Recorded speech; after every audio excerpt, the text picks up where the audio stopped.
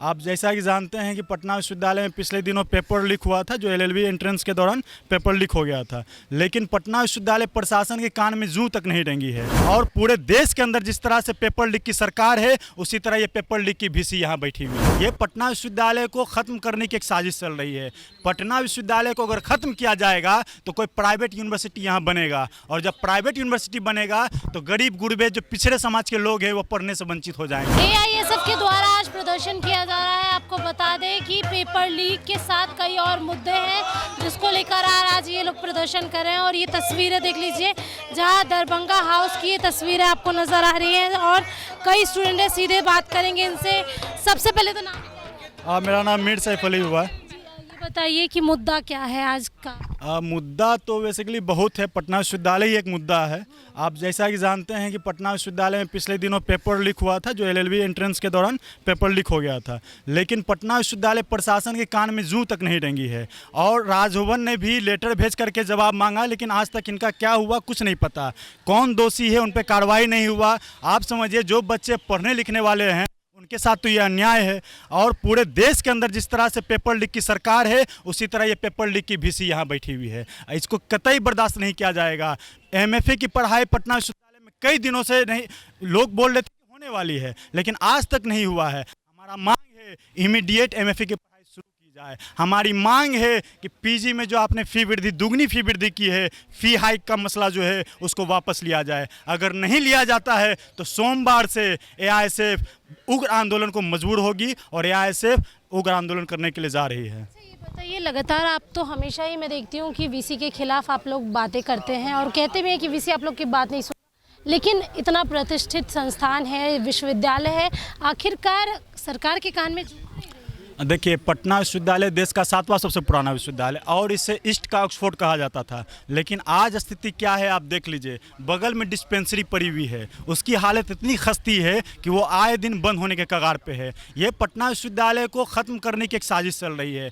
पटना विश्वविद्यालय को अगर ख़त्म किया जाएगा तो कोई प्राइवेट यूनिवर्सिटी यहाँ बनेगा, और जब प्राइवेट यूनिवर्सिटी बनेगा तो गरीब गुरबे जो पिछड़े समाज के लोग हैं वो पढ़ने से वंचित हो जाएंगे। ये सरकार गरीब गुरबे और पिछड़े समाज के जो पिछड़े समाज से आने वाले बच्चे हैं उनको एजुकेशन से दूर करने की साजिश रच रही है। इसलिए पटना विश्वविद्यालय पर लगातार हमले हो रहे हैं। आप देखिए, आए दिन पटना विश्वविद्यालय में फ़ी वृद्धि हो जा रही है, आए दिन पटना विश्वविद्यालय में पेपर लीक होया जा रहा है। जिसके पास पैसा है वो पेपर खरीद के एंट्रेंस में वो एडमिशन ले रहा है। हमारी मांग है कि पटना विश्वविद्यालय का जो ऐतिहासिक महत्व था उसको कम से कम बचाया जाए। और ये जो VC पैसा दे के बने हुए हैं, ये जो VC जो 16 गो AC हमारे पैसे से लगा के केबिन में बैठे हुए हैं, वो कम से कम सूद लें, क्योंकि वो बाहर निकलते भी नहीं हैं। हमारी डेलीगेट से वो नहीं बात करते हैं, किसी भी छात्र संगठन के प्रतिनिधि से उनको बात करने के लिए नहीं आता है, वो बात तक नहीं करते हैं। तो ये क्या होगा? और ये कोई नई बात नहीं है। AISF वो संगठन है जो इतिहास रहा है कि हमने VC का कान पकड़ के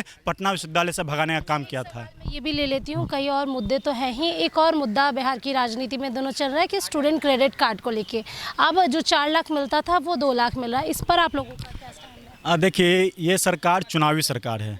ये जब चुनाव आता है तो ये पैसा के लिए पूरा खजाना खोल देता है। चूँकि बिहार सरकार के पास खजाना तो है नहीं, फिर भी ये खजाना लोक लुभावन वादे के साथ कर देती है। लेकिन चुनाव खत्म हुआ, आपके सामने परिणाम देख लीजिए क्या है। स्टूडेंट क्रेडिट कार्ड गरीब बच्चों के लिए ये एक वरदान था, और इसे अगर आप ख़त्म कीजिएगा, पैसा कम कीजिएगा तो लोग कहाँ जाएंगे? कम से कम ये एक उम्मीद थी कि जिनके पास पैसा नहीं है वो भी अपने हायर एजुकेशन के लिए लोन ले करके, अरे लोन क्या, लोन तो आपको बाद में चुका ही देते हैं, लेकिन उसमें भी अगर आप कटौती कर रहे हैं तो ये एक शर्मनाक हरकत है। और AISF इस पर भी पूरे बिहार के अंदर आंदोलन करने जा रही है। मैं आपको ये बताना चाहता हूँ। एक सवाल इधर और भी कई लोग हैं, ये बताइए सबसे ज़्यादा दिक्कत आप लोग को किस चीज़ के लिए हो रही है?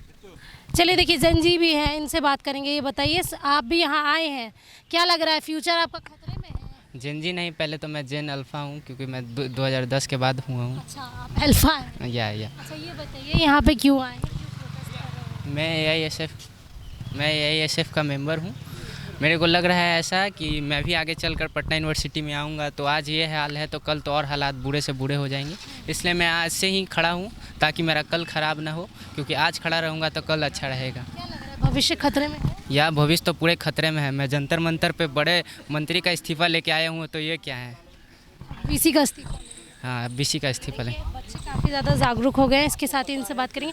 सबसे पहले इतने मुद्दे हैं, वीसी आखिरकार आप लोगों की बातें क्यों नहीं सुन रहे हैं? देखिए, गूंगी बहरी सरकार हो गई है। भगत सिंह ने कहा था कि संसद अगर सड़क जो है वो सुनी हो जाएगी तो संसद आवारा हो जाएगा।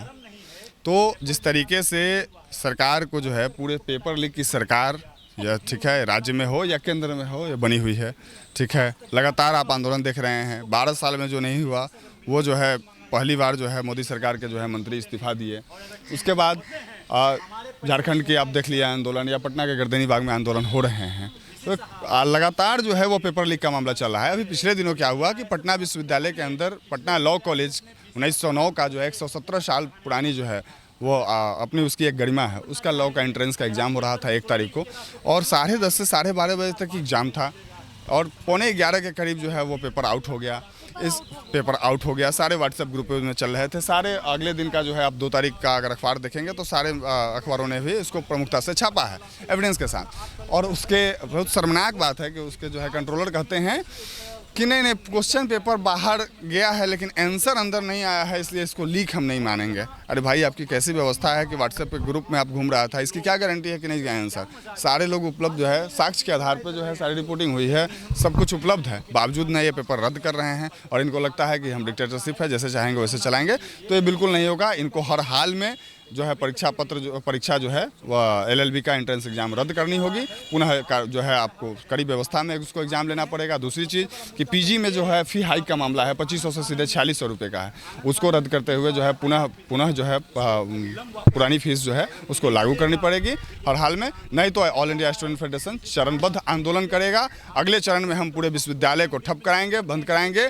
अगर उसके बावजूद भी हमारी मांगों को अगर नहीं माना गया तो ऑल इंडिया स्टूडेंट फेडरेशन आमरण अनशन के लिए भी तैयार है। चलिए देखिए, आमरण अनशन के लिए भी तैयार है और तमाम मुद्दों के साथ आपको बताएं, तस्वीरें हम आपको दिखा रहे हैं किस तरीके से स्टूडेंट सीधे तौर पे कह रहे हैं कि अगर हमारी मांगें पूरी नहीं हुई तो फिर आमरण अनशन भी होगा, सरकार के कानों में जू भी रेंगेगी और सरकार को हमारी बातें सुननी भी पड़ेगी। सहयोगी प्रशांत के साथ स्नेहा गुप्ता, NBC 24 पटना।